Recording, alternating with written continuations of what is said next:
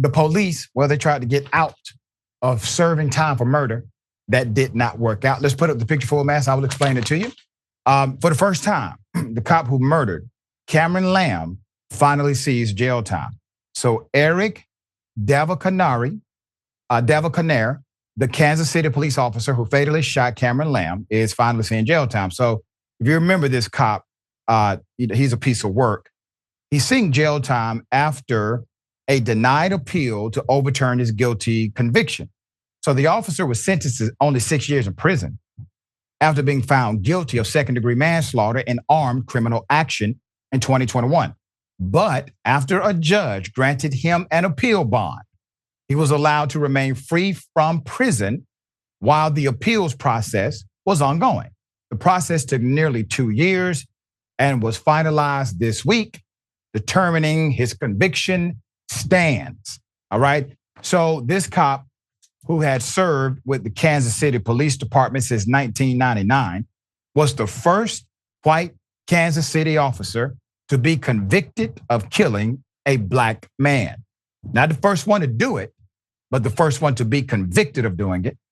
It's believed that his trial was the first for a KCPD officer who killed someone in the line of duty since 1942.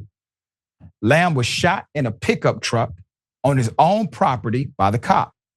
The father of three had been tracked to the property after police helicopter observed him chasing his girlfriend as she sped away from him in her Mustang. When officers arrived at Lamb's home, the officer testified that another officer, a detective named Troy Schwam, commanded Lamb to step out of the vehicle. The detective recalled that Lamb's hand was splayed out over the steering wheel. So the officer claimed that he saw Lamb starting to raise a gun toward the detective. So he shot Mr. Lamb in order to save the detective's life. What a noble piece of shit. Neither Lamb nor the detective fired a weapon. There are conflicting accounts over whether Lamb even had a weapon, which was a central part of the controversy for prosecutors during the officer's trial. Some officers testified to seeing a gun, but others said they never saw a gun at the scene, including the detective that he says he was just trying to save. There's more. According to the ruling, the officer could not sufficiently challenge the trial court's verdict in his case. The judges called on his points on appeal a jumbled argument after he attempted to dispute the trial court's conclusion that the shooting was not justified. The officer argues that he cannot be convicted of armed criminal action if his conviction for involuntary manslaughter was in error, because the officer has failed to establish error with respect to his conviction for involuntary manslaughter. His arguments regarding his armed criminal action conviction also fail, the ruling reads. The officer also apparently argued that he acted with criminal negligence in order to downgrade his manslaughter charge. Nice try, no cigar. The appeals judge or judges stated that his behavior on the day of the shooting conflicted with his training and many KCPD policies, and that evidence, including the officer's own testimony, showed that he intended to fire his gun and shoot Mr. Lamb. Now, I want you to understand the irony of this. The appeals court is saying, listen, you basically messed yourself up by all of these dumbass arguments in the appeal. It's jumbled. And you're contradicting yourself based on the appeal motion. In addition to that, you decided to take the stand. You didn't have to. You have the right to remain silent. And because of your own testimony on the stand, you have convicted yourself away from the appeal that you thought you would get remedy from. Lamb's family, who had been waiting years to learn of this cop's fate, celebrated the court's decision. Quote, "I could not believe it. However, I felt like we finally got the answer that we were gonna get," Laurie Bay, Lamb's mother, told KSHB 41 News. We don't want to see nobody who's so instrumental in the protection and the livelihood of their family taken away, especially a father. But we also don't want to see nobody that so blatantly breaks the law and think they're not going to be held accountable. Aquil Bay, Lamb's father, said. Let's put up the picture of the beautiful family. Remember, when they decide to eliminate the life of a human being, it's not just that life they affect. This man had a beautiful family. During the appeals process, the officer was backed by state officials like the Kansas Attorney General. There were several reports indicating that Governor Mike Parson was considering granting the cop clemency, which Parson denies.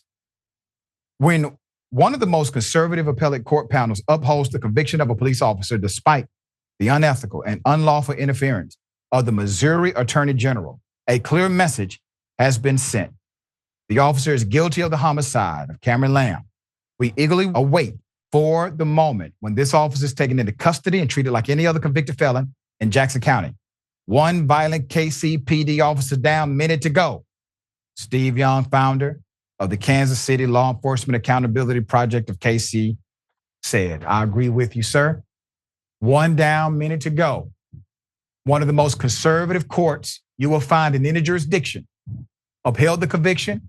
Now remember, this man was granted bond after being convicted of murdering a person while being on duty. He was convicted of it. They said he did it. Appeal, Your Honor. All right, no problem. Release on bond, pending outcome of the appeal. So this man has been convicted by the processes of the judicial system. He was in uniform when he did it.